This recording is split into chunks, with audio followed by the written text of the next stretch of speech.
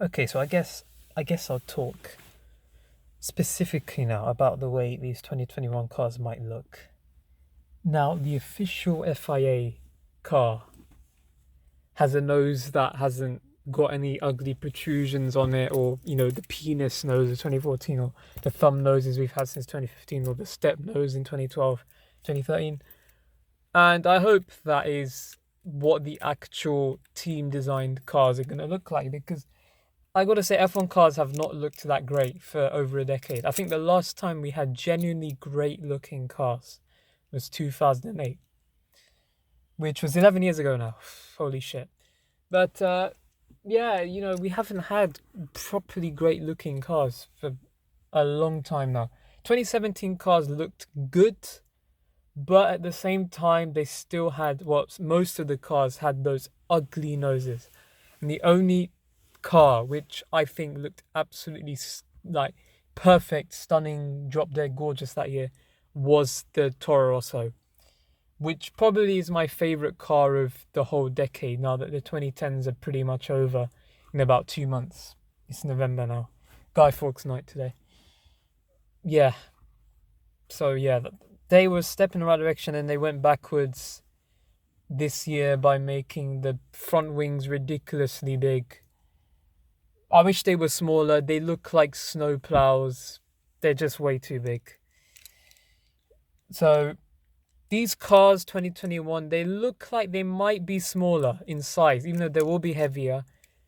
The wheelbase looks like it will be smaller. I hope they actually will be smaller. These cars are ridiculously big. They just look ridiculous.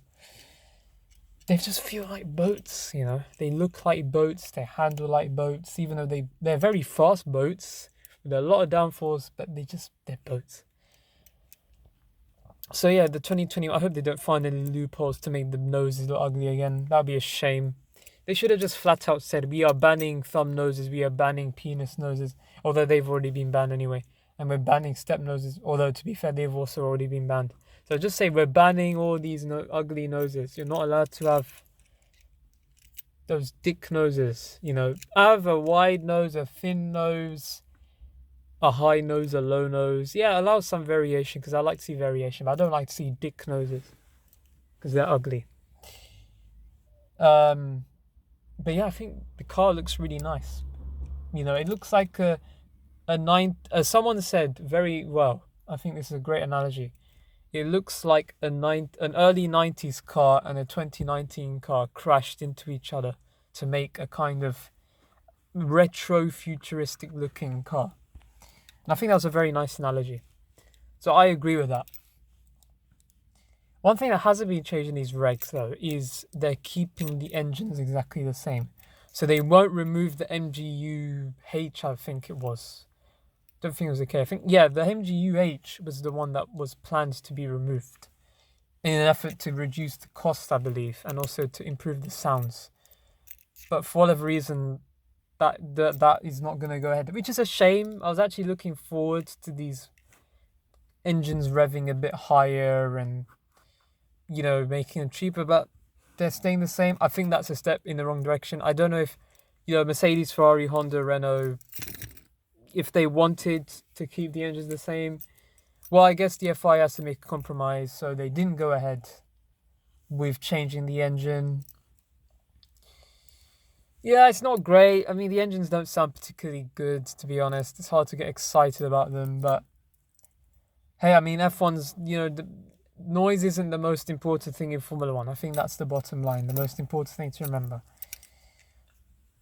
But I just hope one day and these really super smart engineers come up with, I don't know, a V10 that produces no pollution or damage to the environment. I think that'd be amazing.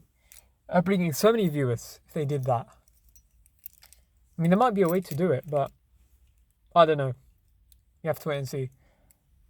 I can't predict what the future of F1 will be. I mean, all I know is they probably won't go electric for a long time because Formula E has an exclusive contract with the FIA to have electric cars. So I don't think Formula One will be electric for a long time. But to be honest with you, I'm actually okay with it. I'm actually okay if they go electric. I'd rather they go fully eco-friendly rather than, trying to please both the the traditionalists who want petrol power and the eco-mentalists who want the environmentally friendly power. I'd rather they just switch completely to environmentally friendly, because these V6s sound like they're trying really hard to sound good, but they just don't. Just stop trying. They sound shit. So just go for the electric, guys. Just be done with it. It'll probably be cheaper as well. I don't think electric power is expensive as the engines we have now. So yeah, I don't really care. I mean, a lot of traditionalists F1 said, "Oh, I won't watch F1 if it's electric anymore. Oh, electric power bad." I'm not fussed. I take electric power over the current V6 that we have now. Do you want to sound like an electric toothbrush or a vacuum cleaner? Your choice. So yeah. Things with electric, the acceleration will be better. So that's an advantage, I think. Acceleration in an electric car cannot be beaten. The immediate acceleration, I mean. Like 0 to 25, for example. It just goes... Because the immediate power from the electric motor is just unbelievable. Speaking of electric, Formula E is starting in about 20 days' time or 19 days' time, something like that. Looking forward to it. Porsche's joined the sport. Mercedes has joined the sport. I think another team has joined, or maybe not, I don't know. But yeah, 2 big manufacturers have joined the sport for season 6. And it's looking like it's going to be an exciting one. Sorry, I was just sneezed there. Yeah, it looks like it's going to be an exciting one. More teams is always a good thing. There's more races on the calendar. The London Grand Prix, E-Prix, which isn't the best name really. That track looks absolutely brilliant. And that's a controversial view, because 50-50 is reaction I've seen. Based on what I've seen from social media, that 50% of the people really like this track. 50% of people don't like it. I think it's more the traditionalists that don't like it. The people who like change, who like to see things moving forwards, are in favour. I like to think I'm one of the people who like to see technology moving forward. So I'm in favour. I really like this track. It looks like a death trap. Hopefully no one dies, but it looks great. So I can't wait to see this track in action. That'll be in July next year. Quite a long way, but time flies now, so I'm not really fussed too much about it. But yeah,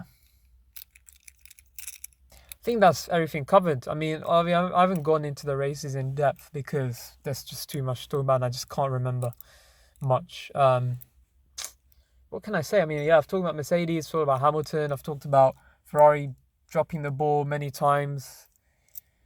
Verstappen's controversial comments. I haven't talked too much about drivers being confirmed. I mean, Ocon's going to Renault next year. He's replacing Hülkenberg, which not sure about that move. I mean, I'd rather they got rid of Giovinazzi and put Ocon in Alfa Romeo and kept Hülkenberg where he is.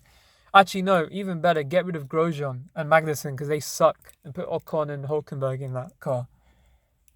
Actually, no, Hülkenberg and someone from Junior Series in that car. That would be better. But yeah, Grosjean's staying, which surprises me because he sucks. Magnussen's staying, which surprises me because he sucks. The whole Haas team is badly managed. Yeah, just not great.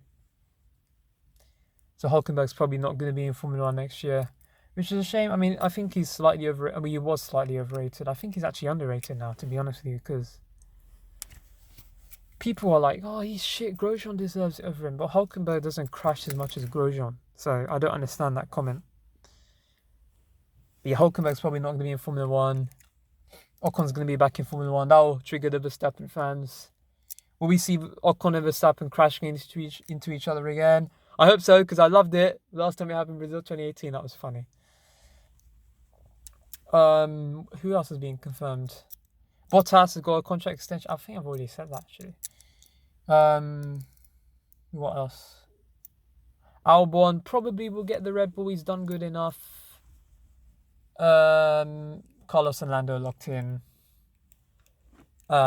Racing Point, Stroll, Perez. Perez has recently signed a 3-year deal, so he's going to be the same team for a long time. Toro Rosso, Gasly's doing all right. That's to be said. He's doing all right. Kvyat, he was doing well until the engine failure in Italy, and since then he's kind of been a bit shit. The last 2 races, he's crashed into someone on the last lap to steal a point. So the torpedo memes have returned, which is great. Yeah, Kvyat dropping the ball a bit since Gasly returned. He needs to pick it up. He needs to stop. Going for moves at the first opportunity is exciting, but it doesn't usually work. Verstappen has learned that the hard way. Hamilton's learned that the hard way. They both went from crash prone, going for first moves at the first opportunity, to being a lot more mature, level-headed. So, yeah, Danny, sort your shit out, mate. Alfa Romeo Giovinazzi's been confirmed, which I'm actually kind of underwhelmed by that. I don't think he's that good. He's been comfortably beaten by a 40-year-old pensioner Kimi, who should be being beaten by these young guys. But Giovinazzi's not that great. He's very underwhelming. He's picked it up a little bit. He's beating Kimi a bit now, but he should have been beating Kimi anyway, because Kimi's 40. So, yeah. He's one of the worst drivers in the group for me. Not very happy with that signing. I've talked about Haas already. Joke of a team, really. And Williams, George Russell's going to be there for a while. Kubica will probably be ditched for Latifi. That's another uninspired, mediocre, not even mediocre, just flat-out shit signing. If people thought Jolyon Palmer was a bad Formula 1 driver, Nicholas Latifi is a lot worse. So, yeah, expect to see some Latifi memes next year of how shit he is. Russell will destroy him, and I hope Latifi's gone after 1 year. But who knows? We might see a new Maldonado. It'd be funny. It'd be funny if Latifi was the new Maldonado. I miss the Maldonado memes so much. I miss Maldonado. We need another crashy driver. Hopefully it's Latifi. I'm probably being a bit too harsh on Latifi. I'm sorry, Nicholas. You're probably not watching this. I only get 3 views per video, but sorry.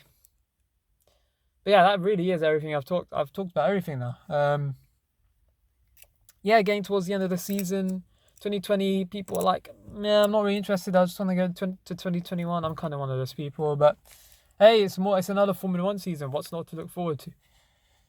So, yeah, Ferrari closed the gap. Red Bull look a bit closer. Mercedes look like, but who knows? They might be developing a secret weapon for next year, which will annihilate the field once again. So, yeah, that's it, really. So, I'll just sod off now and get on with my work. So see you later. Bye. Oh, voice crack. Oops.